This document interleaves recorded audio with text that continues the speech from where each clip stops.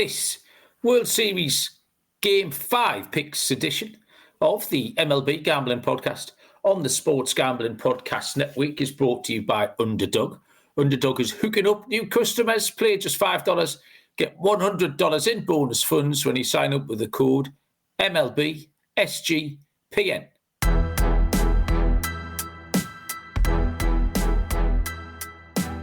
Welcome, everybody, to the MLB Gambling Podcast on the Sports Gambling Podcast Network.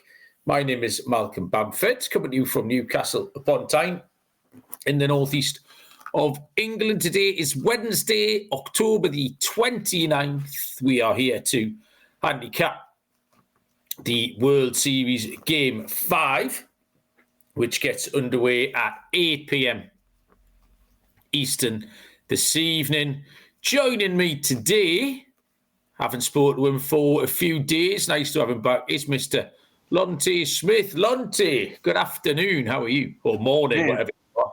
Yeah, well, it's afternoon here. Yeah, man, doing pretty good, man. There was some good action. I mean, as a, I know we both have Dodgers tickets, but kind of as a fan of the game, I'm kind of rooting for like 7 games. So yeah, I'm kind of happy with the result. But yeah, man, it was some good action going back and forth. I know we haven't talked in a while, but yeah, I mean, it's good action. I mean, Blue Jays, I know we're going to get into it, but shout out to them for showing up in a big way. So yeah, well, one of my notes for when we get to talk about the game is just how the Blue Jays have been able to bounce back, because they looked a little bit toast against Seattle, didn't they? 2-0 down, and they'd lost 2 home games.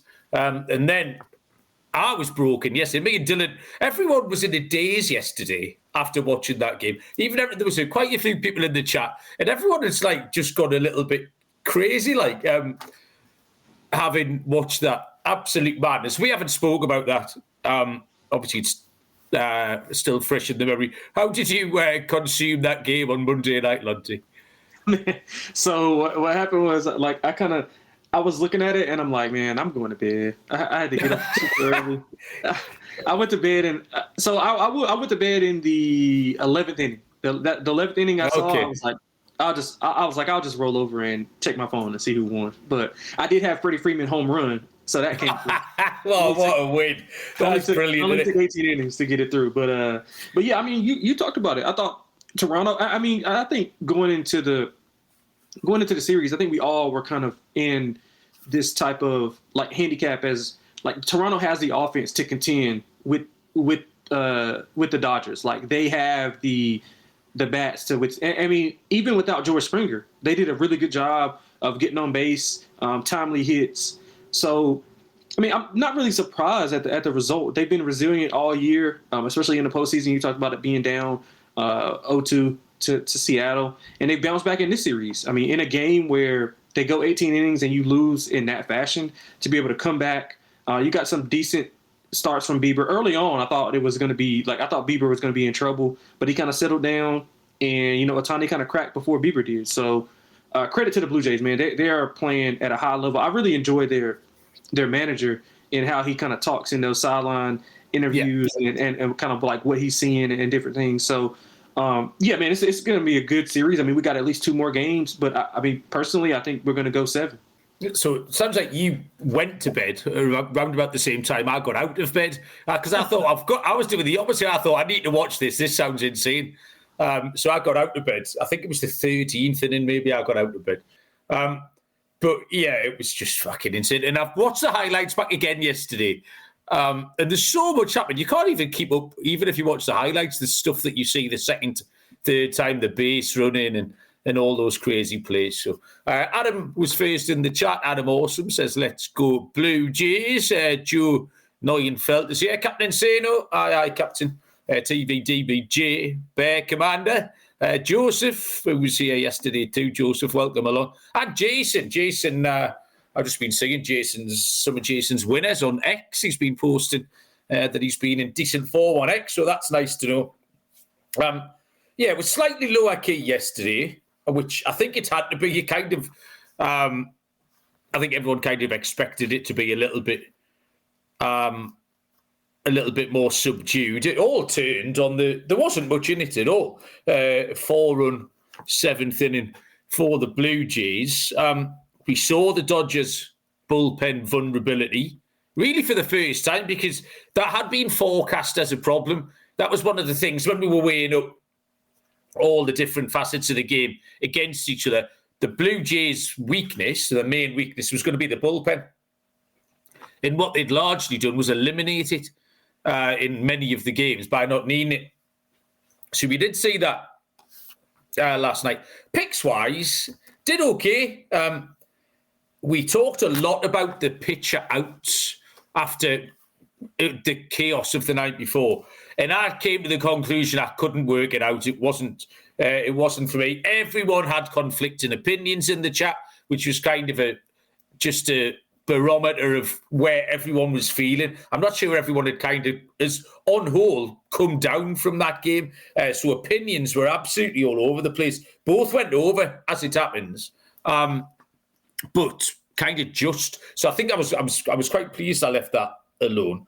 I think I went 4 out of 5 looking back. The under hit, the first 5 under, 4.5 runs hit. The Nerfy, the DGen special, hit. We thought the batters might just take a little bit of warming up. Addison Barger over half a single was a great bet. That was my favourite bet of the night, plus 165. That was a nice bet. The Malusa, I put a couple of Will Smith props out. And in hindsight, having just caught 18 innings the night before, it was a fucking stupid pick. I don't really know what I was thinking. Like I said, because there was so much going on, that was kind of an oversight. And how his legs weren't falling off, I don't know. So that was a genuinely bad pick. I think D-Rock did okay as well. So, yeah, there was definitely some winners in there. Don't forget to get all our podcasts, MLB, NBA, NFL, college football, NHL. I recorded the notorious OTB yesterday with Chase for the Breeders' Cup for the weekend. So if you're looking to play some ponies over the weekend, wherever you get your podcasts is the place to do that.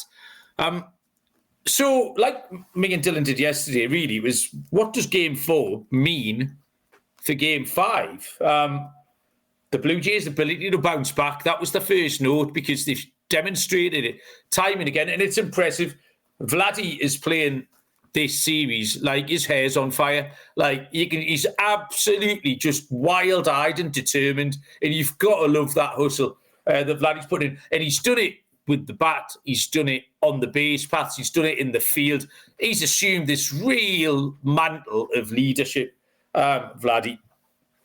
Ohtani with the bat, what the Blue Jays, I think everyone thought maybe the Blue Jays would just walk him forever. However, he's not as good with the bat on the days he pitches. I know he had that mad game against the Brewers recently. But all season long, when he's been pitching, he hasn't been as good with the bat. So the Blue Jays did pitch to him, and they got him, he grounded out one sand. I can't remember what else he did. But he wasn't sort of impeccable. So that dynamic will be back in the game or not, whether Ohtani can switch it back on again. Now he's not pitching. The rest of the Dodgers lineup, Mookie Betts, Lonte, I want to talk about, because they kept getting to him by walking Shohei. And then he's not really done it. He's 5 for 34. Yeah. In 5 for his last 34, Mookie. And every time he comes up, I'm not really expecting him to do much. I don't know what it is. There's just, there's something like when Vladdy comes up, you're leaning forward. You think, right, this is going to be good. When Mookie comes up, I'm like, maybe not. I mean, Andy Pius, I noticed, hitting 0.8, hitting 80 in the playoffs. I don't know if he'll play tonight. The manager seems to think he might put Alex Cole in. So there's a possible play in there. But, yeah, I mean, going forward from last night into Game 5, what do you take out of what we've seen in the last 2 nights and that you could put into Game 5 when you're handicapping it? Yeah, you know what? That's a great question, because Scott generally asked that. I think he posed the question like, is everything its own separate game, or do you believe in momentum? To me, in baseball, I don't believe in momentum at all. This series is made. Yeah, this series is a perfect example of that. after each game, you would think that, okay, well, this team kind of has it figured out, or, this team is probably going to fold, because the way that Toronto lost last game, and I know that the bullpen is an issue for the Dodgers, but you had Shohei going, and you're going to expect him to kind of eat up those innings. That would be advantage Dodgers. To me, that would be advantage Dodgers. I mean, Shane Bieber has been pitching okay, but again, he hasn't pitched against this level of offense. And, while he's been good, he still has some stuff that he's working on. I mean, he's coming back from Tommy John surgery, and he hasn't had the requisite amount of innings pitched to kind of where we can have data on him going forward. So, I mean, I thought that was a big question. I thought that was a big advantage for the Dodgers, but obviously that didn't work out. I mean, we saw, Vladdy's pretty much like, it's looking like a beach ball when Vladdy's hitting the ball right now. Like, that's what he's seeing. He's really good. And for them to do it without Springer, who's, notoriously one of the best postseason hitters and one of their best hitters in the lineup, especially at the top of that lineup. I mean, I can understand replacing a guy at the bottom, in the middle towards the bottom, but like, that's your tone setter. Like, George Springer, he hits the ball well, he gets on base, he sets things up for Vladdy and all those guys behind him.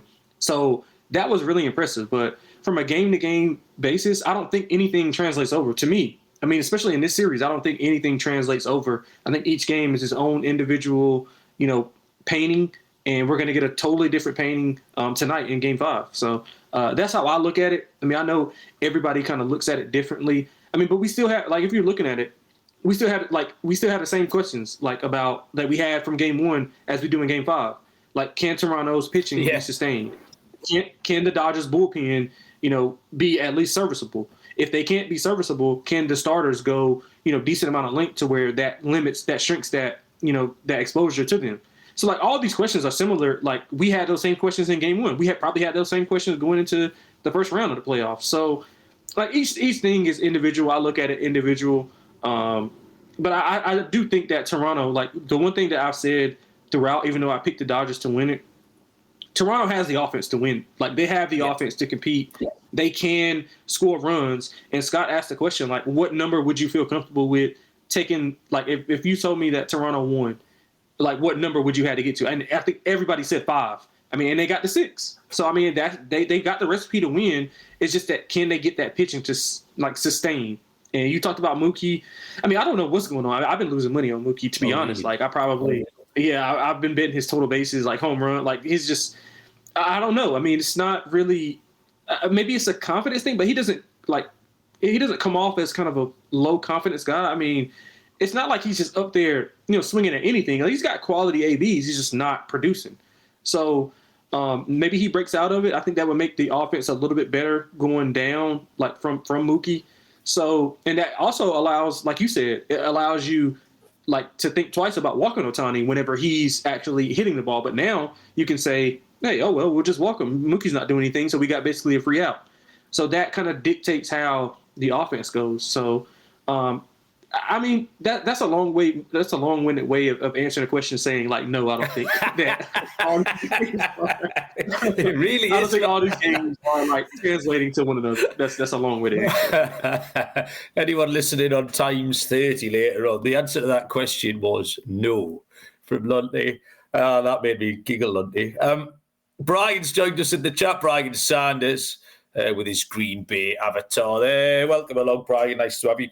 The Blue Jays' ability to, like, go swim against the tide of the momentum has been a thing. Even back to the Yankee series, I feel like I've struggled with the Blue Jays a lot because everyone has a certain way of handicapping the games, and a lot of mine is use what's been working for you or what's been working for a certain team. And the Blue Jays have zigged and zagged, like, against the current nearly the whole time for a couple of series.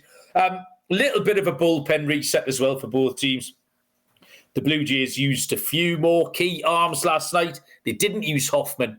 So it kind of balances out just a little bit. We'll get into this Game 5 then with lines and etc. Let me tell you about mybookie.ag. It's your place to bet on football and everything else. The motto is bet on anything, anytime, anywhere. Head to mybookie.ag. Promo code is SGPN for a 100% bet back bonus, up to $500 for new customers. mybookie.ag, promo code SGPN, and Novig, America's #1 sports prediction market. You get the best prices, 35 states available. Download the Novig app, get $50 when you spend $5. Use the promo code SGPN. Getting on the action with Novig, promo code SGPN. 8 p.m. Eastern Time, Toronto Blue Jays at the LA Dodgers. The Blue Jays will throw Trey Yesavage. The Dodgers throw left-handed pitcher Blake Snell. -208 the Dodgers, +170 the Blue Jays. The total sits at 8. Straight outright, I immediately left alone because I've got two conflicting opinions. I think the Dodgers have the pitching advantage. They've got home advantage, obviously. We're going to use that word. Blue Jays did wrestle momentum back last night, and they're guaranteed at least one more home game. But teams that we've seen are this equal, really, or both teams have demonstrated this ability just to go off, then +170, Trev's saying in the chat, +170 seems insane. We saw it last night. What price were they last night? +1, I've got it here. +165? No. +170, yeah, they were +170 again last night. And they won that game relatively comfortably. They had it, they went in their control for a lot. So those two things kind of offset. I've really struggled getting Yesavage right because the couple of times I've tried to fade him in what looked to me like vulnerable spots for him, I've just been wrong. I'm expecting a similar performance to his game one start. He pitched game one of this series. 4 innings, 2 earned runs, 5 strikeouts, and 3 walks. Has walked 3 batters in his last 3 playoff starts. The over 2.5 walks is +110. So there's an angle there for your Savage.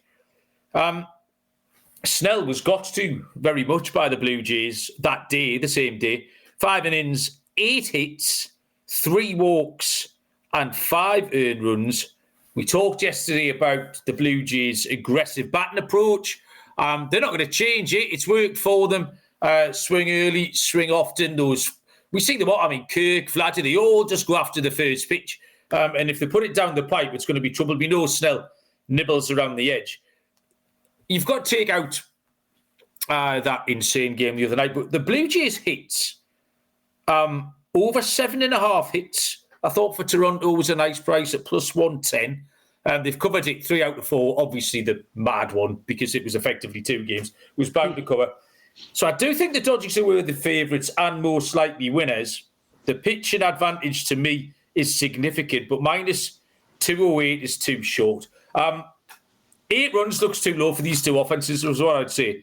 There's question marks over both pitchers. There's question marks over both pens in terms of we don't really know where they stand. 8 looks too low because either team is absolutely capable of going off. And they don't even have to go off to reach 8 either, by the way. So I'll take the over. I'll leave the side. And that Blue Jays over 7.5 hits, Lonte, would be my play out with the main markets at +110. Yeah, so we probably handicap this way different, especially I see some guys in the chat saying the same thing. So I think Snell will go well. If you look at his game log, like this is the first time he's pitching at home since September 30th. So he hasn't pitched at home in his last 3 outings. So him being at home, being more comfortable, I think that's going to bode well on top of him not performing well in Toronto in game 1. So I think that Snell goes extremely well. Like I said, we know the advantage the disadvantage for the Dodgers is their bullpen. So Snell's going to have to go distance. Yesavage, I like him. I really do. Yeah. I'm worried about his length. Like he's been 5'4", or 5 1/3, 5 2/3, 4 2/3. So like, where does that kind of cut off? And he's pitched well. You talked about the walk issues. I'm worried about that. This is a pivotal game. Obviously, I think Game 5s in any sport is one of the biggest games, especially when it's tied 2-2. I think that's one of the biggest games in the series. Obviously, Game 7 being the biggest, but Game 5 is pivotal. And I think this is a high pressure spot. We saw Yesavage. He's been pitching, in these spots and pitched well. So I think he'll be accustomed to it. But I do think the top of the lineup, I think Mookie is more consistent. I think Freddie is a little bit more consistent. I do think that they get some timely hits because they've been hitting the ball, but it's just like whenever they need to. Like they had runners on the corners, I think, with one out, and they couldn't get the runner across, which could have pushed that lead to like 3-0, if I'm not mistaken. And so they've been getting hits, but just not timely hits. And I think if Yesovic has like a couple of walks here and there, confidence could be wavering. And Blake's still on the other side. I mean, we've seen what he's able to do in these type of games. Obviously, him not performing well in his last start in game 1, I think that's probably been weighing on him a little bit. So I think he comes out and perform well.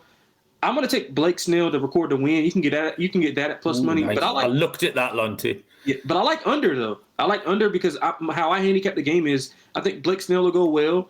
I think the Dodgers will score just enough. I don't think Trey will like blow up, but I think he'll have a shaky outing, maybe a couple of walks early on. They'll get a base hit to score 1 or 2 runs, and then he kind of like wears down a little bit more there. So I'm looking at like a 4-1 type of Dodgers win.